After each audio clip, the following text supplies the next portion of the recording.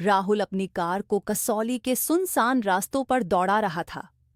वह शहर की भीड़ से तंग आ चुका एक नोवेल राइटर था। उसे अपनी अगली किताब के लिए कुछ मसालेदार, कुछ गहरा चाहिए था। गेस्ट हाउस वुड्सविला शहर से बहुत दूर जंगल के बीचों बीच था। वहां का केयरटेकर, बूढ़ा काका, लालटेन लेकर बाहर खड़ा था। साहब, बड़ी देर कर दी आपने। पहाड़ों पर रातें अक्सर भूखी होती हैं, काका ने अजीब सी मुस्कान के साथ कहा। राहुल हंसा। काका, मुझे भूख नहीं, शांति चाहिए। राहुल को नहीं पता था कि जिस शांति की तलाश में वो आया है वो उसकी नींद उड़ाने वाली है। उसने अपना सामान कमरे में रखा। घड़ी में रात के 12 बज रहे थे। बाहर घना कोहरा था। राहुल बालकनी में सिगरेट पीने आया। तभी उसे नीचे बागीचे, गार्डन में एक परछाई दिखी। कोहरे के बीच एक लड़की खड़ी थी। उसने सफेद शॉल ओढ़ रखा था, लेकिन उसके खड़े होने के अंदाज में एक अजीब सी कशिश, अट्रैक्शन थी। राहुल अपनी उत्सुकता रोक नहीं पाया। उसने जैकेट पहनी और नीचे बागीचे में गया। ठंड बहुत थी, लेकिन उस लड़की को देखकर राहुल को एक अजीब सी गर्मी महसूस हुई। राहुल उसके करीब गया। लड़की ने पीठ कर रखी थी।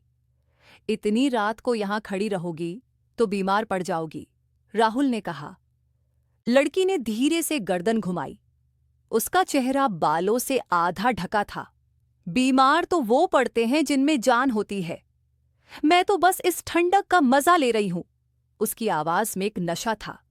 मेरा नाम राहुल है, मुझे नैना कहते हैं, उसने जवाब दिया। राहुल उसकी आंखों में खो गया। वो बेहद खूबसूरत थी, लेकिन उसकी आंखों में एक वीरान गहराई थी। राहुल ने फ्लर्ट करने के अंदाज में कहा, तुम्हें देखकर लगता है कि तुम यहां की नहीं हो। कोई परी रास्ता भटक गई है या किसी को रास्ता भटकाने आई हो। नैना ने राहुल की आंखों में देखा और एक डबल मीनिंग लाइन बोली। रास्ता तो सीधा ही है राहुल, बस डरती हूं कि अगर तुम मेरे ज्यादा करीब आए तो जल जाओगे। मेरी तासीर, नेचर बहुत गर्म है। राहुल मुस्कुराते हुए, यह सोचते हुए कि वो हॉटनेस की बात कर रही है। जलने का ही तो मजा है नैना। ठंडी राख में क्या रखा है? मुझे आग से खेलने का पुराना शौक है। नैना ने एक दर्द भरी मुस्कान दी, जिसे राहुल समझ नहीं पाया। खेलना आसान है, लेकिन अगर आग कपड़ों तक आ गई तो निशान जिंदगी भर नहीं जाते। वो मुड़ी और कोहरे में गायब हो गई। राहुल वहीं खड़ा रहा, उस आग के ख्यालों में। राहुल अब हर रात नैना का इंतजार करता। नैना आती, लेकिन हमेशा अंधेरे में रहती। वो कभी रोशनी में नहीं आती थी। राहुल को लगा शायद वो शर्मीली है या माहौल बना रही है। तीसरी रात राहुल और नैना एक बेंच पर बैठे थे। उनके बीच की दूरी अब कम हो गई थी। राहुल ने धीरे से अपना हाथ नैना के हाथ की तरफ बढ़ाया। नैना ने हाथ पीछे खींच लिया। राहुल, इतना क्यों डरती हो? क्या मैं तुम्हें खा जाऊंगा? नैना गंभीर आवाज में, डरती हूं कि अगर तुमने मुझे छू लिया तो तुम्हारी उंगलियों पर वो एहसास रह जाएगा जिसे तुम धो नहीं पाओगे। मेरा सच तुम्हारी बर्दाश्त से बाहर है। राहुल रोमांटिक अंदाज में, मैं हर एहसास छकना चाहता हूं नैना, चाहे वो मीठा हो या कड़वा। तुम बस पर्दा हटाओ। नैना, पर्दा हट गया तो कयामत आ जाएगी राहुल। कुछ चीजें ढकी हुई ही अच्छी लगती हैं, उघाड़ने पर अक्सर लोग मुंह फेर लेते हैं। राहुल को लगा नैना अपने कपड़ों या शरीर की बात कर रही है। उसकी धड़कनें तेज हो गईं। राहुल, मैं उन लोगों में से नहीं हूं। मुझे खुली हुई किताबें पसंद हैं। नैना ने उसकी आंखों में देखा। ठीक है राहुल, अगर तुम्हें अंदर तक झांकने का इतना ही शौक है तो कल मेरी हवेली आना, जंगल के उस पार। लेकिन याद रखना, जो देखोगे वो शायद तुम्हें सोने न दे। राहुल खुशी से झूम उठा। उसे लगा कल रात उसे वो सब मिलने वाला है जो वो चाहता है। राहुल नाश्ता कर रहा था। काका साहब, आज बड़े खुश लग रहे हो। कोई मिल गया क्या? राहुल, हाँ काका, नैना, वो जो जंगल के उस पार हवेली में रहती है। आज रात उसने मुझे बुलाया है। काका के हाथ से प्लेट छूटकर गिर गई। छनन! काका का चेहरा सफेद पड़ गया। साहब, मजाक मत कीजिए। उस जली हुई हवेली में कोई नहीं रहता। 5 साल पहले वहां एक आग लगी थी। उस घर की बेटी नैना उस आग में पूरी तरह जल गई थी। कहते हैं उसकी लाश भी कोयला बन गई थी। राहुल को गुस्सा आ गया। आप पागल हो गए हैं काका। मैं उससे रोज मिलता हूं। वो जिंदा है, हसीन है और मेरे साथ बातें करती है। काका ने कांपते हाथों से एक पुराना अखबार निकाला। हेडलाइन थी, भयानक आग में जलकर खाक हुई हवेली, नैना की दर्दनाक मौत। राहुल का दिमाग सुन्न पड़ गया। जल गई थी, मौत। अचानक राहुल के दिमाग में नैना की वो सारी डबल मीनिंग बातें गूंजने लगी। मेरे करीब आए तो जल जाओगे। राहुल ने समझा हॉटनेस, सच था आग। पर्दा हटने पर लोग मुंह फेर लेते हैं। राहुल ने समझा शर्म, सच था जला हुआ चेहरा। मेरा सच तुम्हारी बर्दाश्त से बाहर है। राहुल पसीने से तरबतर हो गया। क्या वो एक रूह, गोस्ट से इश्क लड़ा रहा था या काका झूठ बोल रहे हैं? सच जानने के लिए राहुल ने तय किया कि वो उस हवेली में जाएगा। शाम हो चुकी थी। राहुल उस टूटी हुई हवेली के सामने खड़ा था। हवेली काली पड़ चुकी थी, जैसे उसे आग ने खा लिया हो। राहुल ने दरवाजा धक्का दिया। चर्रर, अंदर जले हुए फर्नीचर की बदबू आ रही थी। नैना! राहुल चिल्लाया। आवाज गूंजकर वापस आई। तभी उसे बेसमेंट तहखाने से किसी के रोने की आवाज आई। राहुल सीढ़ियों से नीचे उतरा। अंधेरा इतना था कि कुछ दिखाई नहीं दे रहा था। उसने अपने फोन की टॉर्च जलाई। कोने में एक व्हील चेयर पर कोई बैठा था, वही सफेद शॉल। नैना! राहुल की आवाज कांप रही थी। लड़की ने धीरे से कहा, तुम आ गए राहुल।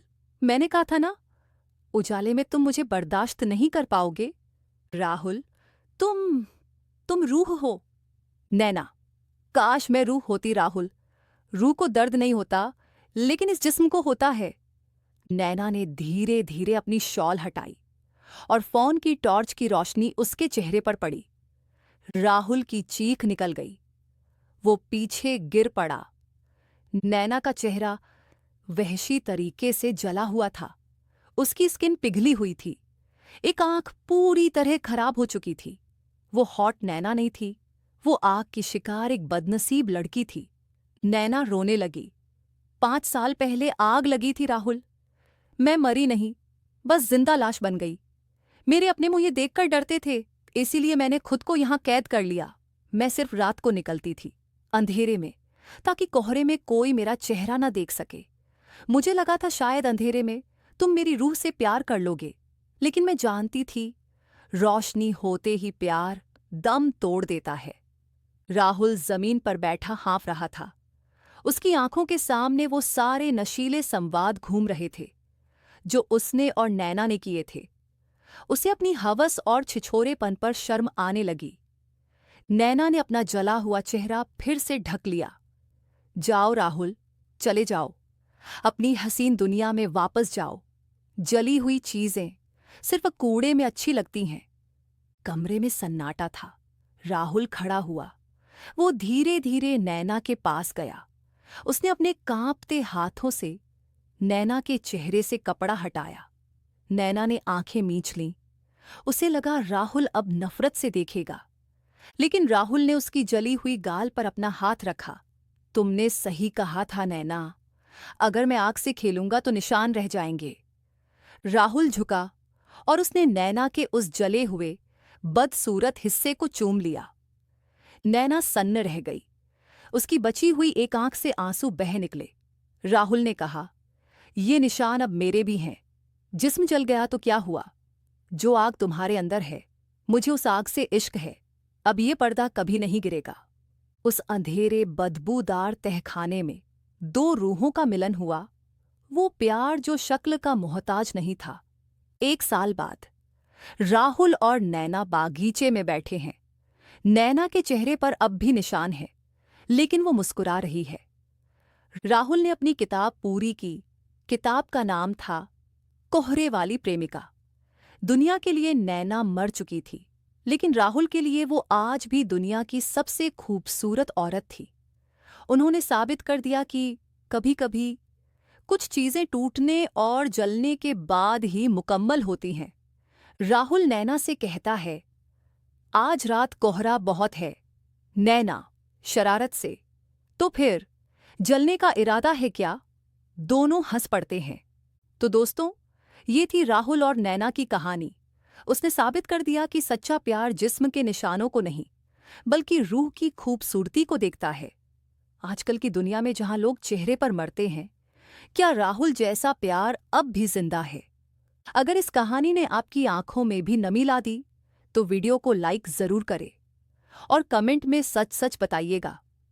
अगर आप राहुल की जगह होते तो क्या नैना को अपनाते? हमें आपके जवाब का इंतजार रहेगा। ऐसी ही दिल दहला देने वाली और रूह को छूने वाली कहानियों के लिए हमारे चैनल को अभी सब्सक्राइब करें और घंटी बजाना न भूलें। मिलते हैं अगली कहानी में एक नए राज के साथ। तब तक के लिए प्यार कीजिए, लेकिन जरा संभल कर।